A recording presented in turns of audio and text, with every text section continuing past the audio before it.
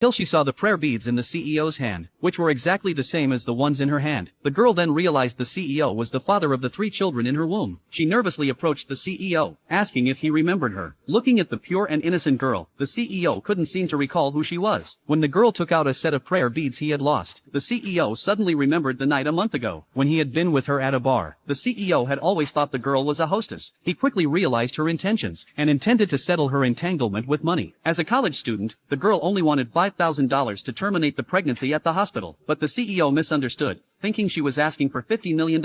Angry, he pressed her for a reason for the money. When he heard the girl say she was pregnant, the CEO froze in place. At this time, the CEO's mother, who had briefly met the girl once, approached. She planned to introduce her son to the girl. To the mother's surprise, the girl was already carrying her son's child, but the CEO assumed the girl was a fraud. The mother consulted a doctor to confirm the girl's situation, and received a definite answer from the doctor. It turned out the girl was expecting triplets. The mother thanked God with joy. The CEO had always thought he was infertile, so he didn't believe the children in the girl's belly were his. Although the girl's background raised suspicions, the CEO's mother insisted on bringing her home. And so, the girl arrived at the luxurious mansion. She couldn't believe her children's father was the richest man in the country. Knowing she wasn't a good match for the CEO, she intended to leave, as she saw the CEO didn't like her. But the CEO's mother reassured her, saying her son wasn't good at expressing love, and encouraged her to stay and focus on her pregnancy. Later, the mother asked the CEO to take good care of the pregnant girl, and to marry her as soon as possible. Unexpectedly, the CEO had no affection for the girl, thinking his mother had purposely arranged for the girl to meet him at the bar. The suspicious CEO couldn't help but ask the girl if he was her first client that night at the bar. The girl was taken aback for a moment, then replied that she was in desperate need of money and had many clients. Hearing this, the CEO assumed she was indeed a hostess. He brought out a marriage agreement for her to sign, stating he couldn't accept a loveless marriage. He would take responsibility for the children after they were born, and would compensate her. Little did he know the girl only wanted $5,000 for the procedure, so she adjusted the compensation in the contract to $5,000, and wrote an IOU for $5,000, promising to work to repay it over time. At this point, the girl's mother used her grandmother's heirloom as leverage, to force the girl to return home and marry a 50-year-old man for the dowry. The girl secretly left the CEO's house, trying to get her grandmother's heirloom back before going to the hospital, only to be tied up by her parents. They forced her to agree to marry the older man for the dowry money. At the critical moment, the CEO arrived just in time to stop it.